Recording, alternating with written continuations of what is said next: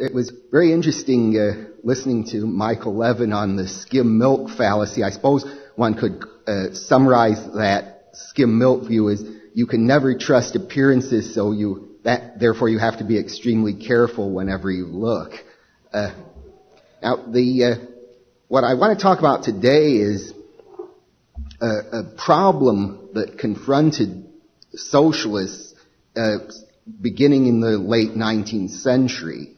As everyone knows, the socialist system is one in which the government, we don't have a capitalist economy, but the government is in total control of production. And the question comes up, why should we have such a system? Now, according to Marx, it isn't a matter, as one might think, of saying socialism is better than capitalism for such and such reasons, therefore people ought to replace capitalism by socialism, just as, say, we might say minimum wage laws aren't a good idea. Fairly simple argument will show, therefore we ought not to have minimum wage laws. The Marxist view is not saying socialism is better than capitalism for such and such reasons, although Marx did, of course, believe that it was better, but he wasn't saying socialism is better than capitalism, therefore people ought, as rational human beings, to decide to replace capitalism by socialism. Quite the contrary, he thought that we have no choice about this matter. The coming of socialism was an inevitable phenomenon. As he says in Das Kapital, it comes with the inexorability of a law of nature. Just as, say, whether we like this fact or not, socialism was coming, just as, say, many people don't like the fact that human beings die. This doesn't affect whether it's true or not. We're stuck with it whether we want it or not. Similarly, Marx thought there's an inevitable process that gives rise to socialism. One later writer who was actually an acquaintance of Mises, although they had very different views, the German historical school economist Werner Zombart, in a very elaborate book called Proletarian Socialism, said that Marx didn't really make any evaluative claims at all. He was purely making a descriptive claim as a scientist that socialism was coming. Now, whether that's perhaps an exaggerated view, since Marx did make very strong value judgments, nevertheless, Zombart put his finger on an important fact in Marxism. So this precisely is the problem that gives rise to the problem I spoke about that confronted socialism, in that the main argument that Marx made to claim that socialism was inevitably going to arise seemed by the late 19th century to be completely false, in fact just the reverse of the truth. What Marx thought was that as capitalism develops, there's a pressure on capitalists to exploit workers more and more. Workers will gradually get poorer and poorer. He called this the immiseration of the proletariat. He evidently believed that if you could have a seemingly scientific sounding phrase for something, that was at least halfway toward showing it was correct. But alright, so he said that workers are constantly getting poorer and poorer because they're exploited more and more by capitalists who are under pressure to produce. Further, not only are workers getting poorer and poorer, but more and more of the population is becoming workers or proletarian. As the capitalism develops, there's a tendency toward the better capitalists drive out of existence the capitalists who aren't so good, pushing them into the proletariat. There'll be fewer and fewer capitalists, more and more proletarians, so that the result of this twofold process is that more and more people will become dissatisfied with capitalism as conditions get worse and worse for them. There's constant tendency toward immiseration. Now, when things get bad enough, that, say you have an overwhelming part of the population in an economic system are in a very bad state of affairs, conditions are getting worse and worse for them. Eventually, they'll reach a point at which they can no longer stand this, and they'll revolt. They'll overthrow the capitalist system and replace it with socialism. Now, further, very important to understand in Marxism that Marx thought that this process would not take place by peaceful means. It wasn't, say, again, that the Socialist or Communist Party would give various arguments showing that capitalism wasn't a good system and that socialism was better, and people would become convinced of this and therefore vote the socialists into power.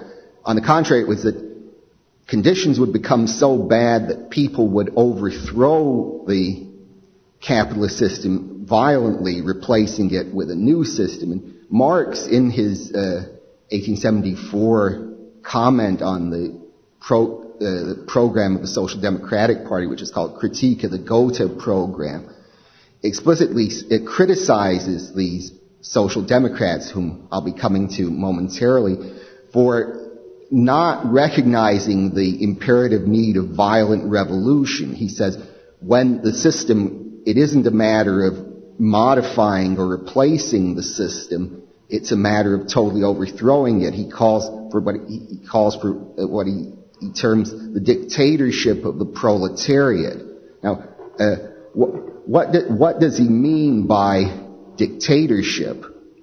Well, this doesn't have precisely the meaning we would most commonly think of today, where a dictator, say, is someone like Idi Amin, who is sort of a despot who does whatever he wants, who operates entirely apart from the law.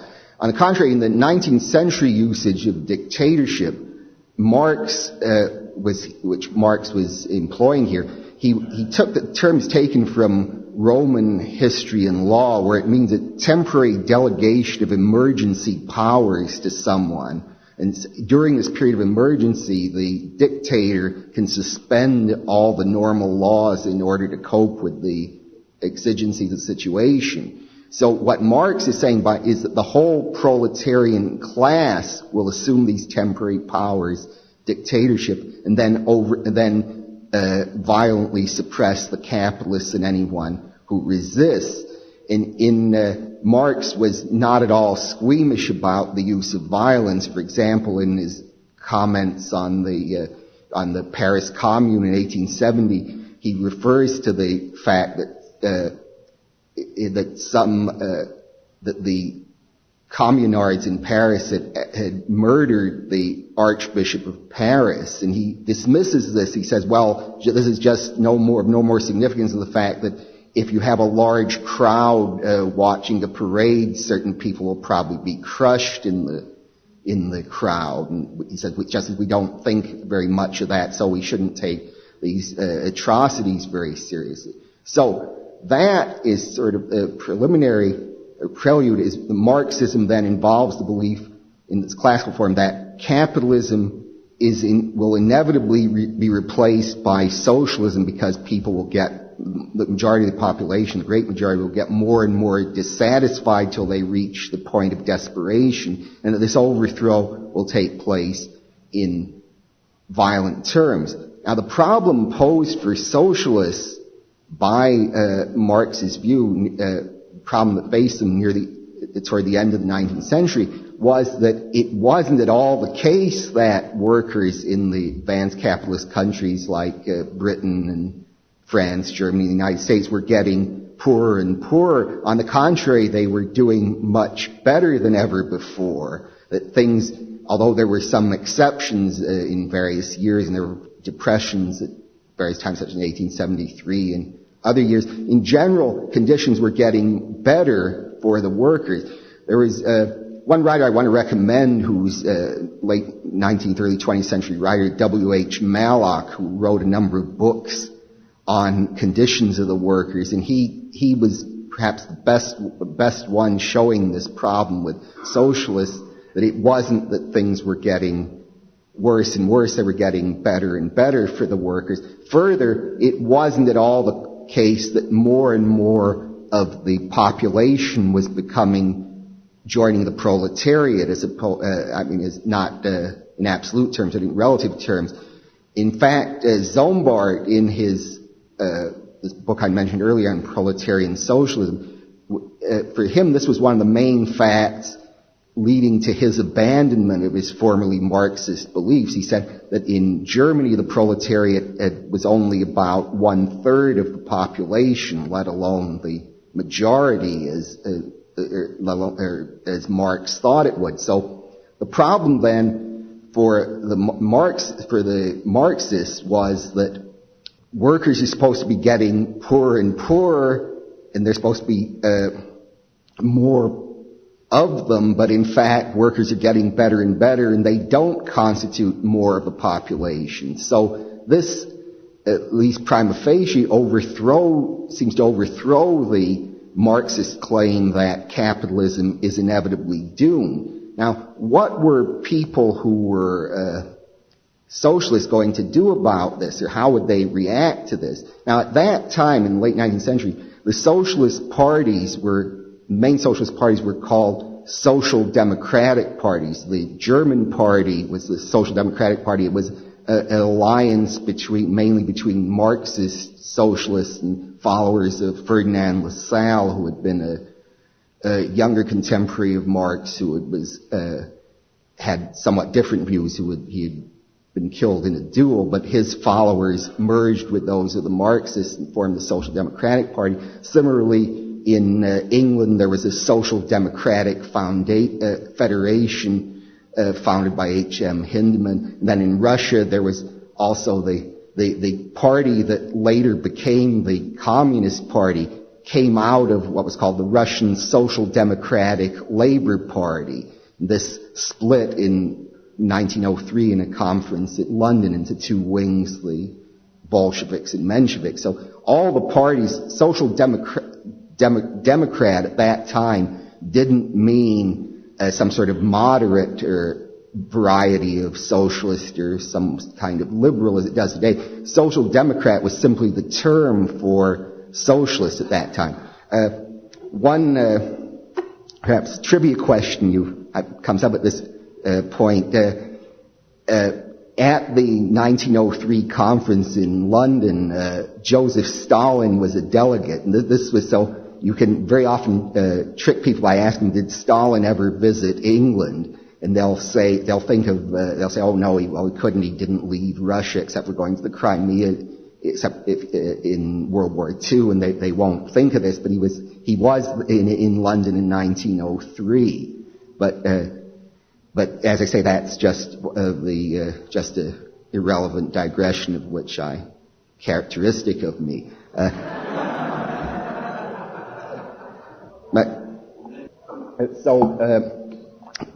We then have the Social Democrats are then faced with this problem that things aren't working the way Marx said they were. Now, some of the Social Democrats sort of turned a blind eye to this problem. They said, well, Marx, the people think workers were in fact getting worse and worse off, even though the facts didn't seem to bear that up. They would come up with various unusual ways of measuring immiseration that showed that workers were getting worse, or they would come up with claims that Marx didn't really say that. He didn't really say that workers are getting worse and worse off. But if he didn't say that, then they didn't realize that would pose a severe problem for the theory, and that you wouldn't have an explanation of why capitalism was inevitably doomed. But there was one very influential writer, Edward Bernstein, who wrote a book, I think in 1881, called Evolutionary Socialism. And what he said, he was a member of the Social Democratic Party, but what he said was that Marxists should respond to this crisis that workers are getting better and better by abandoning the immiseration thesis, and with it the view that capitalism was inevitably doomed. What he said is, instead of saying that capitalism is inevitably doomed, we should say that socialism is ethically better than capitalism, or for various reforms in the socialist kind are intrinsically desirable, and that people could come to recognize this and vote socialist members into parliament, and thus bring about socialism by peaceful means rather than depending on the proletariat becoming poorer and poorer and then overthrowing the capitalist system. His views met with a great deal of opposition among the Marxists. Marx had died in 1883 and wasn't really aware of this Bernstein's views, but Friedrich Engels, who was Marx's great collaborator and lived until I think 1894, was very much aware of this and condemned Bernstein. And the leader of the German Social Democrats, Karl Kautsky, was also very opposed to this new view, although he tended to fudge a little on whether violent revolution was necessary, as the German Social Democrats tend to do better in the votes for the German parliament. He was inclined to think that perhaps socialism could come about, at least in part, through peaceful means. But nevertheless, he rejected these new views, these evolutionary socialist views, and Bernstein founded his own party, which was called the Independent Social Democrats. Now, although that party had far fewer members than the other one, their views have come in the 20th century to be increasingly influential, and they're very much akin to those, or if not identical with those of contemporary liberalism. The view would be not that most left-wing people today have, is not that capitalism is going to collapse of its own weight, or going to be violently overthrown by the proletariat, but that socialism is better in some ethical way than capitalism. Now, perhaps the main argument that Bernstein used and this is why these people are referred to as social democrats, is that he claimed that, and social democrats today claim that capitalism is an undemocratic system. That's to say, according to them, under capitalism, decisions on production are made by a small group of people. Say, who determines what's going to be produced in the economy? It's just a small group of capitalists who decide this according to what they think will make the most money for them. Whereas, say, in the political system, we vote, each person having one vote for what political party we want, or what, say, people prefer to have a more left-wing government, they'll vote in one party. If they want a more conservative government, they can vote for someone else. In the market, according to the social democrats, this isn't the case. People just have to take whatever the plutocrats or wealthy capitalists decide that they're going to take. They have no choice about this. So this is, as I say, perhaps the main argument that the social democrats have used. They say, even if capitalism isn't, as Marx thought, inevitably going to collapse, it still should be replaced by socialism, because this will give people more control over their own lives. This also seems to be a very big theme in contemporary political theory. You have, say, the most influential political philosopher today, John Rawls, suggests modifying the capitalist system in certain ways in order to give people sort of what he thinks are more of certain kinds of standard goods, or including personal autonomy that he thinks unfettered capitalism doesn't give them. So it's, again, as all the social democrats say, we can't rely on the market to give people control over their own lives, since under the market, people are at the mercy of just a few capitalists. Now, I think in responding to this argument, one of the number of economists have developed this idea, but one of the most important responses to this argument was given by Ludwig von Mises. And in a number of his works, particularly in his book, a great work in 1920 on socialism, he claims that on the contrary, the capitalist system is more democratic than any other economic system. What he says is that, well, it's true that capitalists are aiming at profit for themselves, but what determines what's going to be profitable for them? And that's what the consumers prefer. That's to say, supposing, say I decided I would like to get together a book of my talks. Well, I don't think that I might want to do this, but it probably wouldn't sell very much, so I wouldn't make any money if people didn't want to buy this.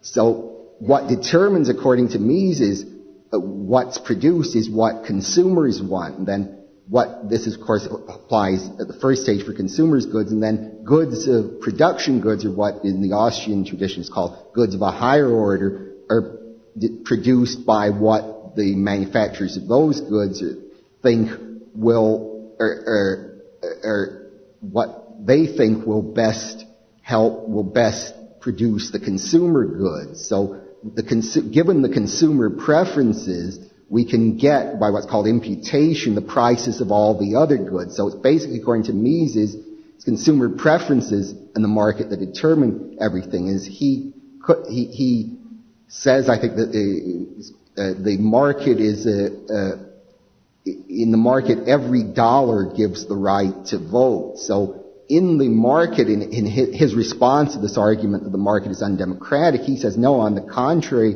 the market is a very democratic system, because what's determining the production is the dollar votes of consumers.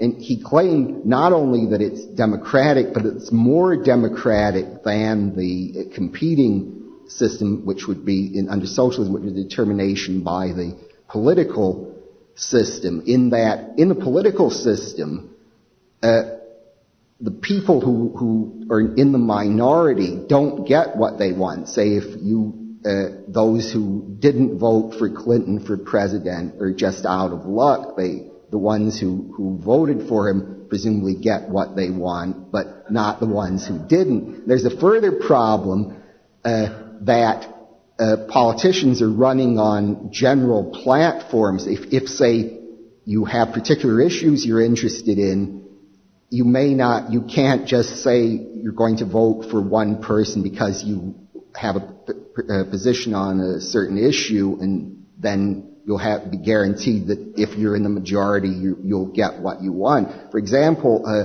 there are all sorts of polls that have shown that the great majority of the American population strongly disapproves of affirmative action. Nevertheless, we have affirmative action programs, even though this country is allegedly democratic. And one reason for this is that even if people get the candidate they most want, it is no guarantee, since they're voting for him on a whole lot of issues, there's no guarantee that if the majority on each issue will get its preference. Now, Mises pointed out in the market that this isn't the case, that anything that's profitable will be produced. So people with very unusual tastes or things that aren't liked by many people will still be able to get what they want as long as it's profitable to produce these things, at least for some people. Now, so I think it's one thing that I think is very valuable about this argument. And I was first when I inclined to think perhaps this argument wasn't that good an argument, in that although it assumes that democracy is a good thing and it's measuring the market by how democratic it is, and as we remember from Hans Hoppe's lecture yesterday, there are at least some doubts about democracy that could be raised. I mean, isn't it a matter, one might say, of individuals and their rights rather than what the majority want? But I think on second thought, this is an extremely important argument because what it's doing, and this is characteristic of Mises, is that it's taking the premise of the opponent and then arguing that even granting the opponent's premise, the conclusion still doesn't follow. It's saying, even if you don't particularly care about democracy, this argument is still valuable because it's saying the social democrat is saying the market is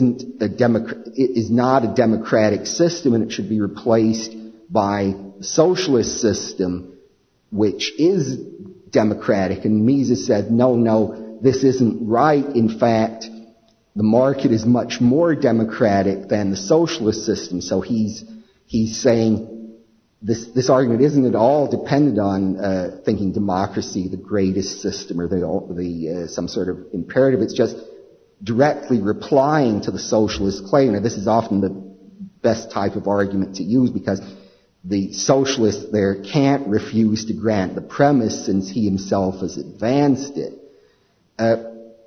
So now I think this argument, I should mention, was also pioneered by another outstanding free market economist, W.H. Hutt, who coined the term consumer sovereignty in an article in the South Africa Journal of Economics around 1934. And he thought that Mises, to some extent, he pushed the argument rather to an extreme, and he thought that in a capitalist system, you shouldn't really say that the capitalists own property. It's in fact the consumers who are the owners of everything, since they're directing the course of production. As I say, I think that's pushing the argument a bit too far because it isn't that capitalists in the capitalist system don't own the resources. It's just that a certain way of using them will lead to profit for them, and that people who are motivated by that incentive will tend to replace those who aren't. But I mean, it isn't a matter, one can't really say that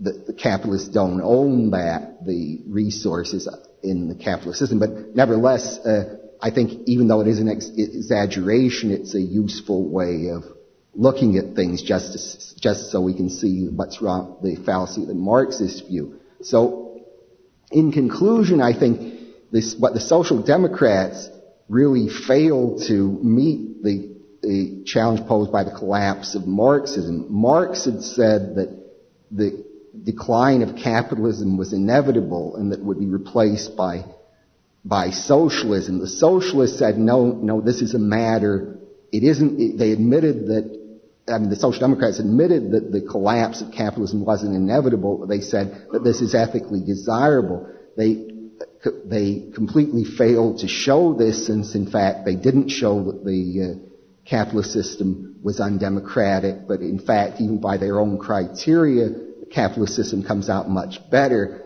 And I think if one were to look at matters in a more objective way, one would say Marx was not only wrong, his views were the opposite of the truth, which the social democrats fail to recognize, is that the collapse of socialism is inevitable, as Mises showed throughout his outstanding work. Thank you.